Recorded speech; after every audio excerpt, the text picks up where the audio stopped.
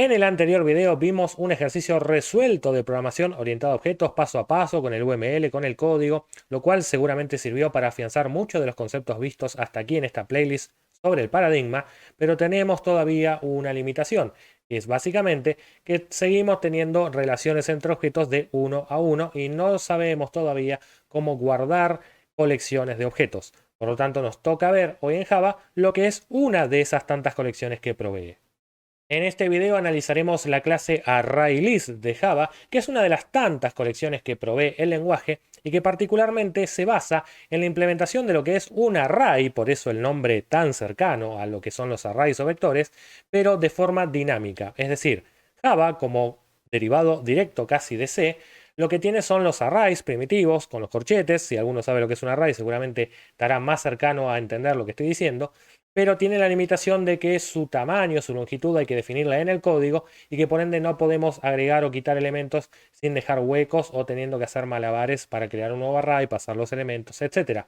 Todo esto no es que ArrayList no lo haga, pero lo hace internamente, lo encapsula y nos provee métodos entonces para poder emular el comportamiento dinámico de los arrays que tienen nativamente algunos lenguajes como Python y JavaScript. Por lo tanto, vayamos a ver cuáles son las operaciones básicas del ArrayList en Java y cómo usarlo en nuestros proyectos. Vamos a utilizar para nuestro ejemplo la clase auto, esta vez con menos atributos, simplemente patente y color. Vamos a poder tener un constructor que admita ambos parámetros y el auto va a ser capaz de mostrarse en la consola porque devuelve su representación como cadena mediante el método toString. Bien, vayamos a mostrar que es cierto, uno puede guardar tres automóviles, tres objetos autos en tres variables diferentes, A1, A2, A3, y las puede de esta forma trabajar sin ningún problema. Ahora bien, ¿qué pasa cuando nosotros queremos guardar 50, 100, 500, 1000 autos o un número indefinido de autos que inclusive pueda variar en tiempo de ejecución, a veces más, a veces menos? En ese caso, por supuesto que tener tantas variables no me sirve y necesito una manera de coleccionarlas. Insisto en que vamos a ver lo que es la clase ArrayList, por lo tanto, estos mismos tres autos que tenemos aquí, vamos simplemente a comentarlos y ver cómo podríamos emular el mismo efecto utilizando la clase ArrayList que provee Java.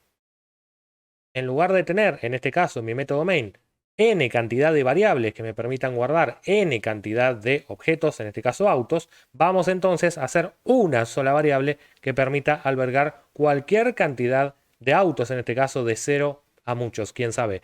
Para eso entonces vamos a venir aquí y vamos a colocar una variable que va a ser definida del tipo, literalmente, ArrayList, con cuidado de marcar por supuesto la A y la L también en mayúsculas para seguir la notación de camel case. En realidad son dos palabras, ArrayList. Le vamos a colocar enseguida un menor y mayor. Esta sintaxis es quizá muy novedosa para muchos. Los primeros contactos con Java a veces son así de caóticos, pero síganme al pie de la letra que va a funcionar. ArrayList. Y luego, entre estos menor y mayor, o diamantes, como se los llama a veces, colocaremos el tipo de dato, porque lo que nosotros estamos haciendo es una variable de tipo lista, si se quiere, hablando de una forma un poco más genérica, pero ¿lista de qué? Porque no es lo mismo para Java. Entonces, una lista de autos, que una lista de perros, que una lista de cadenas, que una lista de personas. Por eso allí, entre medio de estos diamantes, hay que colocar el tipo de dato que queremos albergar en esa lista. Si yo quiero una lista de autos, colocaré la declaración ArrayList diamantes auto de esta manera. Lo que está faltando es colocar un nombre a esa variable por el momento, que podemos llamar, por ejemplo, mis autos, para darle un nombre descriptivo, y cerramos con punto y coma. Indefectiblemente tenemos un error. Claro, porque la clase ArrayList no la definí yo en lo que es mi, digamos, mi proyecto, y tampoco está importada por defecto en el paquete java.lang porque no está allí. Lo que hay que hacer en Java para importar una clase en este caso es colocar allí arriba las cláusulas import, y si no, venir aquí a la lamparita que me provee el NetBeans y hacerle caso a su primera sugerencia, que es añadir un import para la clase ArrayList ubicada en el paquete Java Util. Si no tuvieran NetBeans o quieren hacerlo a mano, esta línea por supuesto se puede escribir a mano, y mucho cuidado porque para que ofrezca esta solución hay que haber escrito exactamente ArrayList como lo pongo acá. Por ejemplo, es muy común olvidarse la L mayúscula y ponerla en minúsculas. En ese caso no me va a ofrecer eso, sino que va a creer que quiero crear la clase ArrayList desde cero, lo cual no es correcto. Por lo tanto, en primer lugar, asegurarse de que esta línea deje de dar errores, y por ahora lo que tenemos es una simple variable llamada misAutos, definida como tipo ArrayList de auto, o dicho de una forma más genérica, lista de autos. Ante todo tenemos que entender que la variable misAutos, como cualquier variable, en este caso está sin inicializar porque la hemos definido localmente en el método main y eso provoca que esté sin inicializar, o sea, apunta a la nada misma. Fijémonos en esta ilustración que la variable misAutos no apunta a nada, ni siquiera a null porque no lo hemos dicho. Por lo tanto, misAutos, o sea, cualquier operación que queramos hacer básica con esa variable, ya sea por ejemplo mostrarla simplemente por la consola, implica que tengamos este error que nos dice que la variable misAutos no ha sido inicializada como te estoy contando. O sea, esto ni siquiera compila, no nos da un error en tiempo de ejecución, no nos da null pointer exception, ni nada por el estilo. Para que nosotros entonces podamos trabajar con esta variable, tenemos que darle un valor inicial. Y ese valor inicial, adivinen, es un objeto de tipo ArrayList, porque claro, las listas también son objetos en Java y por ende vamos a ver cómo crear nuestro primer ArrayList. Como cualquier variable definida en el momento, también podemos darle su valor inicial. Así que aquí ponemos el igual y asignamos una nueva instancia. Acordémonos que para generar una instancia u objeto hay que usar el operador new. La clase de ese objeto va a ser justamente ArrayList. Queremos crear una lista. Y si bien nosotros podríamos escribir esto y va a funcionar, lo cierto es que a partir de Java versión 7 nosotros podemos ahorrarnos volver a escribir el tipo de dato que va entre los diamantes. Podemos dejarlos vacíos y entonces el compilador, como fue declarado como ArrayList de auto esa variable, sabe que lo que aquí vamos a asignar va a ser un ArrayList de auto, lo puede deducir en el momento sin que yo lo escriba. Lo que está faltando, y por eso me da error, es hacer uso de la sintaxis correcta a la hora de crear un objeto, que es cuando invocamos a su constructor hay que enviarle o no parámetros. Por ende, si no mandamos parámetros, como en cualquier método, hay que poner los paréntesis vacíos de todas maneras. Bien, esta es la declaración más básica de un ArrayList en Java. Crearlo, en ese caso, con el constructor vacío. Hay una sobrecarga de constructores en ArrayList para recibir otro tipo de datos adicionales, pero vamos a ir bien desde el principio. Y esto lo que acaba de generar es un efecto totalmente diferente al anterior, porque ahora sí la variable misAutos está inicializada y se puede mostrar, y también le podemos pedir cosas a esa variable misAutos. Miren la cantidad de métodos que nos ofrece ArrayList. Uno que podríamos ver, para no abrumarnos de entrada, es algo llamado size, es decir, toda lista tiene un método llamado size, en inglés tamaño, que nos permite devolver un entero. Siempre fijámonos por la documentación. Si algo no lo sabemos, es muy común aprender también leyendo lo que es la documentación oficial que nos provee esto. Retorna el número de elementos en esta lista. Como esta lista aún no ha tenido elementos, probablemente su size sea 0. Vamos a comprobarlo. Vamos a ejecutar este código y ver que en la consola tenemos estos resultados. En primer lugar, el size de la lista es 0, es decir, no hay todavía ningún objeto cargado, pero existe una lista. No como antes, que ni siquiera había lista. Y en este caso, cuando la intentamos mostrar, tenemos que tener en cuenta que la clase ArrayList ya tiene sobrescrito lo que es el método toString. Si no sabes lo que es este método toString, te invito a revisar aquí la sugerencia en video para entender justamente por qué hablamos tanto de este método particular. Pero bueno, digamos que es posible ver la representación como cadena de cualquier ArrayList, digamos de cualquier colección en Java, pero ArrayList no es excepción. En este caso simplemente mostrándola por consola sin necesidad de recorrer elemento por elemento, aunque luego aprenderemos a hacerlo.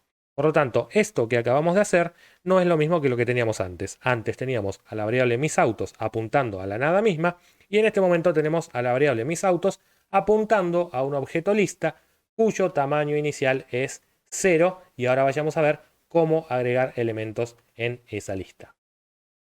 Vayamos ahora a, luego de esta línea divisoria de asteriscos, para mejorar un poco lo que vemos en la consola, colocar un auto en la lista. Por eso refiero con la variable misAutos a la única lista que tenemos y hacemos uso de este método llamado add. El método add está sobrecargado, recordad lo que es la sobrecarga de métodos. En este caso pasando un único auto que se va a agregar por defecto al final de la lista y si no la versión pasando un índice por si lo queremos agregar por la mitad, etcétera. Enseguida veremos lo que es un índice en la lista. Vamos a usar la versión más simple que es añadir un auto al final, en este caso el único que va a haber. Hacemos uso entonces del método add y colocamos aquí adentro lo que se espera que es una referencia a un objeto auto.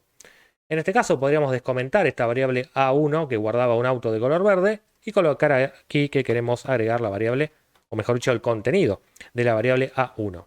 De esta forma vamos a copiar y pegar estas líneas para conocer ahora, luego de esta inserción, cómo es el tamaño de la lista y su representación.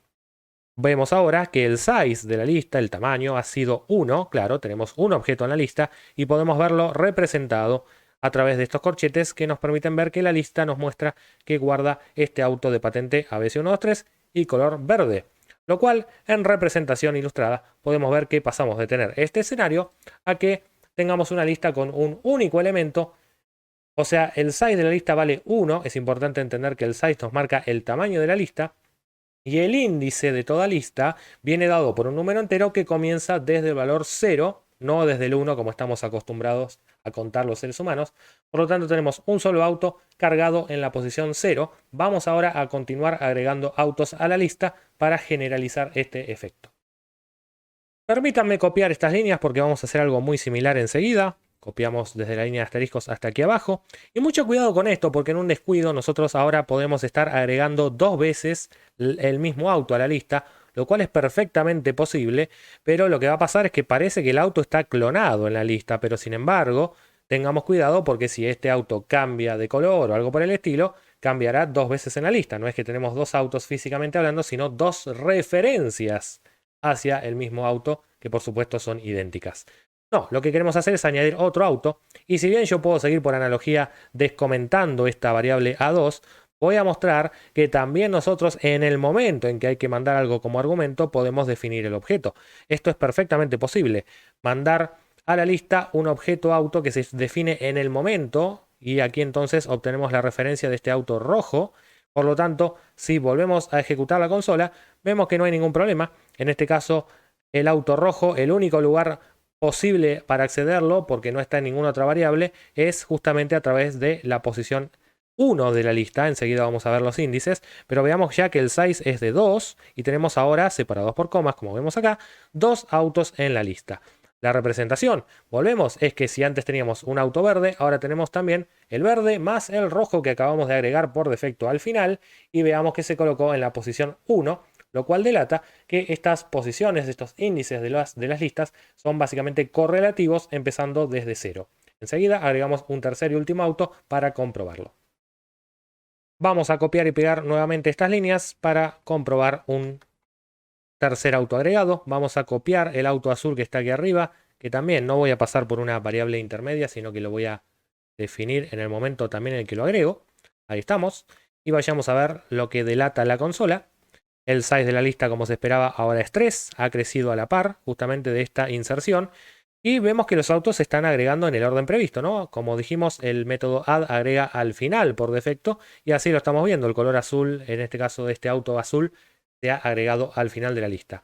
Comprobamos también el efecto dinámico de estos array lists en Java, porque a diferencia de los arrays primitivos que vienen ya heredados del lenguaje C, donde este tamaño hay que definirlo en tiempo, digamos, de compilación en el propio código, en este caso nosotros vemos que crece a la par de las inserciones que estamos realizando, por lo tanto es el comportamiento dinámico esperado de arrays de ese estilo nativos como en Python, como en JavaScript, otros lenguajes tal vez no tan cercanos al lenguaje C. Viendo la representación, vemos que pasamos de tener esta lista que tiene 2 autos a tener un tercer auto que obviamente, ya generalizando, el auto en la posición 2 es el tercer auto de la lista. Quiere decir entonces que si yo quiero referirme al auto número n, en la lista seguramente estará guardado en la posición n-1 porque empezamos a contar desde 0 los índices. ¿Para qué sirven estos índices? Justamente para poder identificar unívocamente a cada elemento de la lista y que por ende lo podamos obtener, no solamente agregar. Vayamos a ver cómo obtener un auto conociendo su índice. El segundo auto de la lista es, y nos está faltando resolver ese misterio. Bien, para eso entonces concatenamos, por ejemplo, lo que sería mis autos, punto.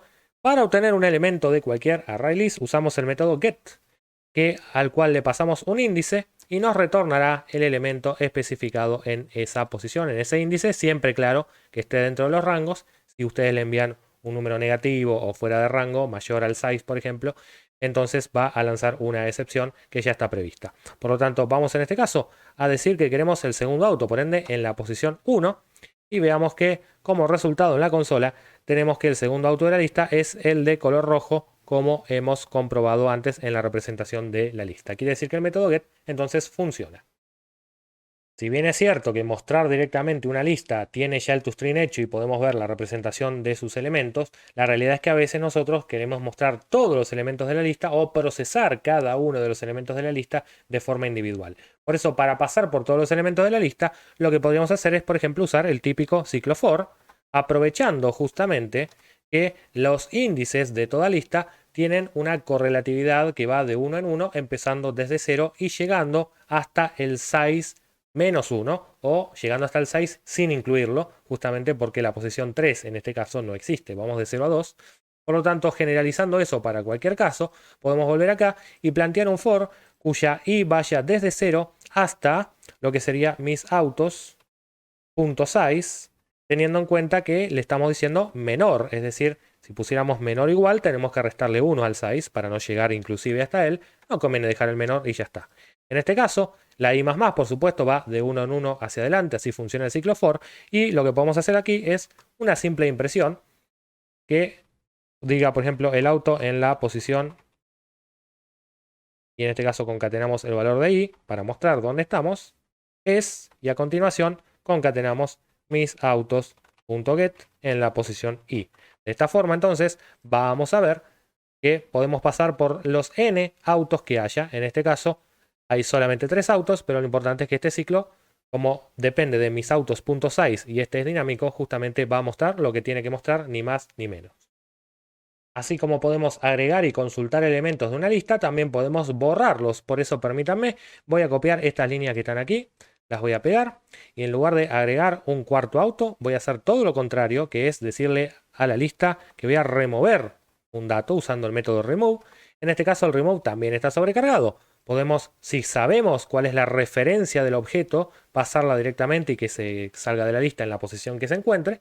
Y de lo contrario, conocer en qué posición de la lista, en qué índice está el elemento para que lo borre.